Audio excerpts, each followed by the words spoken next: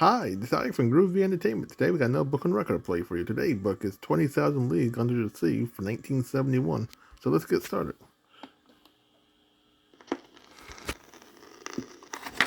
This is a Disneyland original little long-playing record, and I am your story reader. I am going to begin now to read the story of 20,000 Leagues Under the Sea. You can read along with me in your book. You will know it is time to turn the page when Tinker Bell rings her little bells, like this. Let's begin now. Our story begins in San Francisco Harbor a long time ago, before there were airplanes in the sky. A three-masted schooner named the Abraham Lincoln set sail for the South Seas. There were 3 passengers aboard: Professor Aronnax, his nephew Conseil, and Ned Land, who knew a great deal about harpoons and whaling. They were going in search of a mysterious sea monster. One night, after many days at sea, a storm blew up. The ship began rolling and bouncing like a cork in the water. One of the masts broke in two. The vessel was sinking. When the sea grew quiet again, Ned, the professor, and Conseil found themselves all alone in a lifeboat in the middle of the ocean. They saw what seemed to be an island in the distance.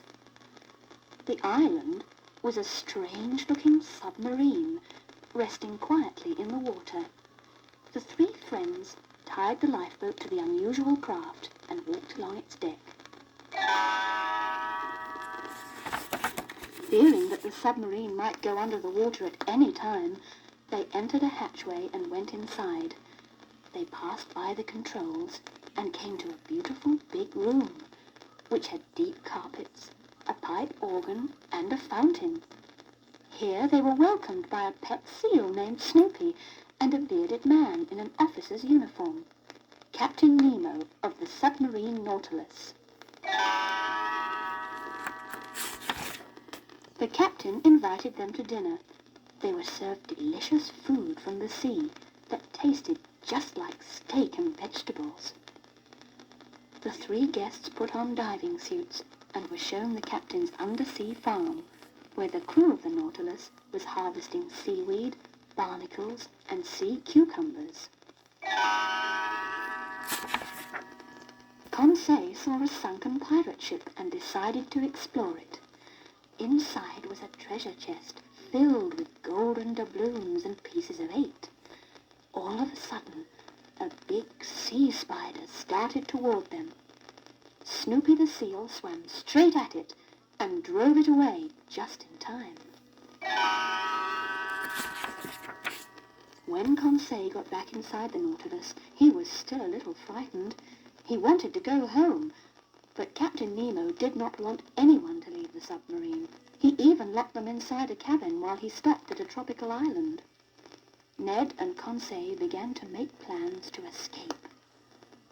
While Ned searched through the charts in Captain Nemo's cabin, Conseil kept Snoopy quiet by feeding him seaweed cigars. Hoping someone would find them, Conseil put some messages saying "help" into bottles and threw them overboard. Some days later, the submarine ran into a tropical hurricane, as strong as the one which had sunk the Abraham Lincoln. The ship dived deep to get away from the storm and hit some rocks. The power went off. When the damage had been repaired, it turned out that the ship was deeper than man had ever gone before. Outside were some of the strangest-looking fish in the world. A few had giant humps on their backs. Others were long and skinny. A lanternfish supplied its own light. There was also a giant squid, which coiled long tentacles around the Nautilus. "Call all hands! Prepare to surface!" said Captain Nemo. The captain and his men went above decks to fight the squid.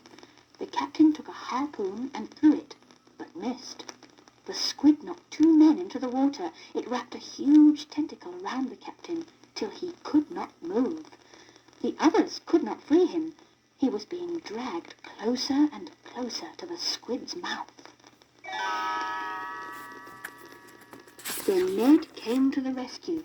He took a harpoon from one of the crew, threw it, and made a direct hit. The squid let go of the submarine and fell into the water. Ned dived in and freed the captain from the big tentacle. Captain Nemo was grateful to Ned for saving his life and decided to let all 3 travelers return home. He even let Snoopy go along because Conseil liked him so much. They all thanked the captain. Then they set sail in one of the submarine's small boats. A search craft spotted them, and they were rescued. Perhaps someone had found one of Conseil's bottles with a message inside. Whatever the case, Ned, Conseil, Professor Aronnax, and Snoopy were home quite soon from their great adventure.